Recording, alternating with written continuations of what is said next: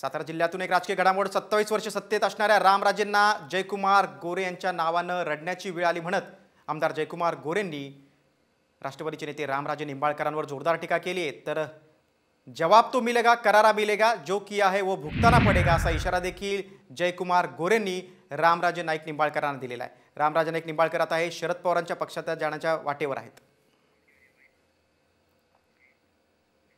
आपले प्रश्न सोडवण्यासाठी आपण शरद पवारांना दुखवून तिकडे गेलो ही वस्तुस्थिती।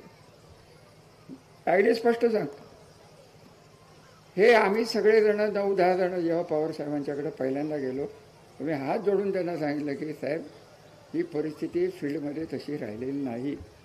रामराजे आज जाणार आहेत, हा आज जाणार आहे, तो आज जाणार, हे कोण करते? या दमदाट्या आम्हाला थांबवणारच की नाही?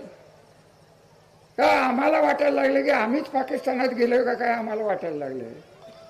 त्यामुळं रडू नका, कारण सांगू नका। तुम्हाला तुतारीकडे जायचं तुतारीकडे जावा आणि तुम्हाला जो निर्णय घ्यायचा तो घ्या, परंतु ही जनता आता तुम्हाला माफ करणार नाही।